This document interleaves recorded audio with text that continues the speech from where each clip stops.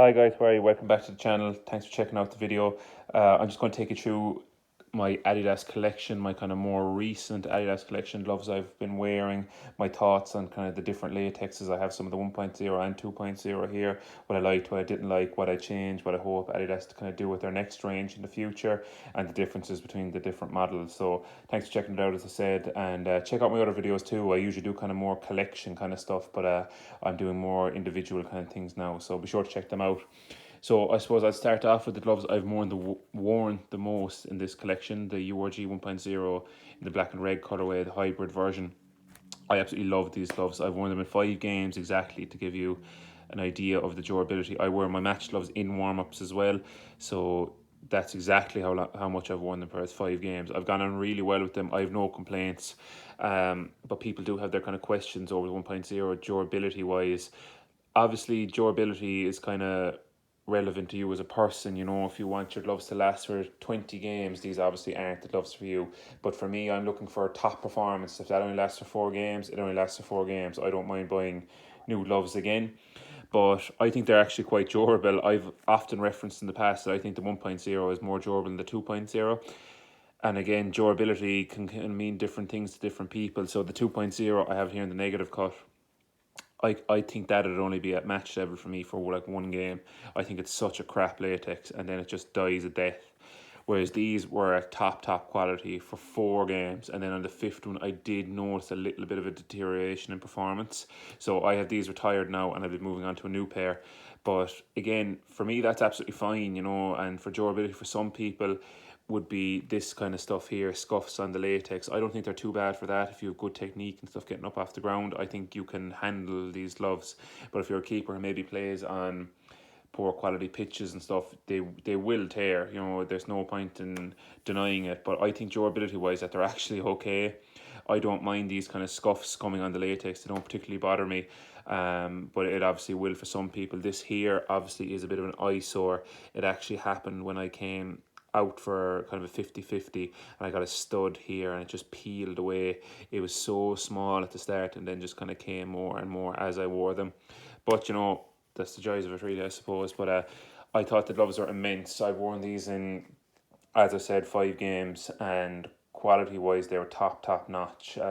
They never faltered on the grip, and I was constantly kind of coming for crosses with full confidence and things with them. So I would really recommend them.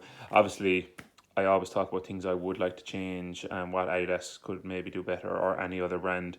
You know, put a strap on the gloves. I don't think it's any sort of a secret that the strapless trend, I don't think, is really going to be a runner. I think in maybe 2 years' time, we won't be seeing strapless gloves again. I think they're quite terrible, to be honest. Strapless, I do feel unsupported with them.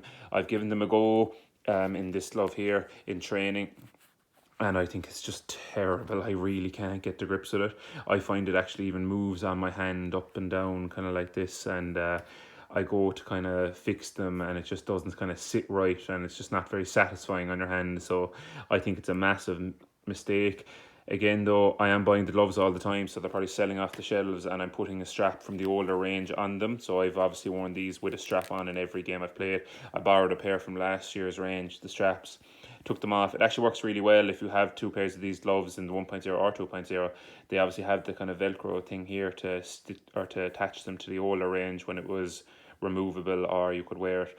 But it works really well on these. I've had no security issues. I just stuck them on there and kind of rolled with it, and it's worked perfectly for me. So no problems with that. Definitely would recommend the gloves.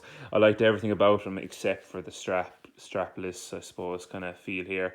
If I could get kind of the SMU ones, I would move the 3 Adidas things up a little bit, put the strap on here, and you'd be just laughing. I'd have no complaints about the glove. The kind of back end of it, then it's grand. You know, initially when I got it, I wasn't sure what to think, but since wearing it, I've warmed to it more and more. You know, I do like it. I have noticed like that when I've been coming for crosses in our games I recorded, watching them back, my punching has been brilliant. And I don't know if that had anything to do with the gloves, or is it just kind of maybe the crosses that were coming in and the way I dealt with them or whatever. But I've really enjoyed it, you know. So no major complaints, except for the one big thing for me is the strap. You know, just put any strap on it. You know, I have a pair of Titans here. These aren't really part of the review now, and they have a full latex strap on them here. If I could get this on the Adidas glove, it'll just be perfect, you know.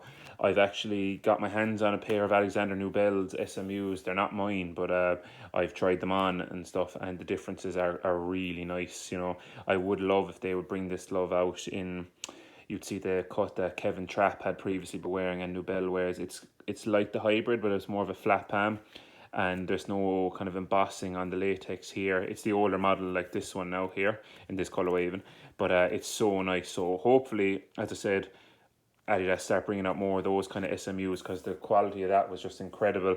I'm not a major fan of the embossing on the latex either. Just it doesn't really add a whole lot to me, and I just think it looks a little bit, kind of makes it look a little bit cheaper. I prefer smooth kind of latex on it, but again, not really a big deal. You don't notice it at all when you're playing. So love these gloves. Other than the strap, 1.0 latex for me is 10 out of 10. So yeah, that's those. I suppose then I also have them in this colorway. The strapless thing is a little bit more of a problem on these gloves, because I haven't been home to get my mother to stitch on a latex strap for me, and I'm not capable of doing it. So I have a black strap on it here. Looks a bit garish, alright, but it'll do the job. I do like the colorway of these gloves. I haven't worn these yet. I will be wearing them soon, but they're just pre-washed, ready to go. So I expect the performance should be the exact same. The other ones, I do prefer kind of the white glove, more predominantly white. So looking forward to wearing them. The exact same as the other one. Performance hopefully should be the same. But yeah, I'll be getting a white latex strap put on these for sure. And then these ones here, also a 1.0 latex, but they have their negative cut with spines in them. They're actually Peter Galaxy's SMUs from RB Leipzig. I actually got a bit of a hand injury on like the eve of the season, so I went out and bought a pair of gloves with spines in them, just in case I had to play with a bit of a knock. As it turned out, it actually healed pretty quickly, so I didn't end up having to wear these, but no harm to have them. But I don't particularly like them, to be honest. As you can see, like, look at the difference in the width of these gloves, you know. I kind of put them up there. How much wider do these look, you know? I had an older pair of these in the black and red colorway that had two spines down the middle, like Kasper Schmeichel's gloves, and I really like that. But with the four spines in, it just flares the hand out too much for me. They feel enormous. And another thing to note with these gloves is they're all a size 9, but these ones are size 9, but they're massive. My fingers are only like here on them. I don't know, it's the spines. I'm considering cutting the spines out. They're not removable, but if you went inside the glove there, you could get at them. So yeah, that's a little bit annoying. I do like the negative cut. I'd have no problem wearing it. I actually peel the plastic off here, and I'm normally so careful when taking off, but I took a big chunk out of it there, which is my own fault, but still, it's a bit annoying. But the gloves do seem okay. I've worn them in a warm-up is all. That day I referenced when my hand was injured, and I just really didn't like them, so I rolled with the kind of hybrid ones over here on the right. But yeah, I'll probably either consider selling these or taking the spines out and hope they fit a bit better. Another thing to kind of note with these ones here is the strap is way longer on them. It is like considerably longer, maybe like 2 inches. So when I wear these ones over here, they're obviously last year's model straps. They fit perfectly. They kind of match up perfectly with the Velcro. With this one here, it flicks out like this, which is a pretty pet peeve of mine. I really do not like that. So I won't be depending on these gloves, I don't think, or I don't hope at any stage, for match day gloves. So I consider selling them on, or else cut the spines out. But yeah, I like the colour of them too. Kind of khaki green is nice, but yeah, they're not for me. They're just too big. I don't particularly mind wearing spines in my gloves if I absolutely had to, but I just find that these are too wide. I was really excited when I got them, and I was kind of let down a little bit when I actually put them on. But no big deal, you know. I actually only paid €40 for them, so can't complain too much. But I consider selling those. They're size 9, but they'd fit a size 9.5 if anyone wants them. I do sell some of my gloves through PayPal links and stuff below, so get on to me if you want them. Lastly then, I have a pair of the 2.0s. I got these gloves for so cheap. I just picked them up out of curiosity. They actually have a little bit of toothpaste or something on them here, I've just realised. But I hate these gloves, to be honest. You know, they're terrible. The lack of the wrap over thumb for me is a massive flaw. And the no strap, even like the quality of the glove there is ripped. I've only worn them once. 2.0 latex then is very meh as well. Like, if you're considering, you get these for 60 or 70 euro around the place now, or pounds, whatever currency you're in, and you could get so much better for cheaper. You know, any kind of high grade contact latex, there's plenty of independent brands out there selling gloves for 50 quid and lower.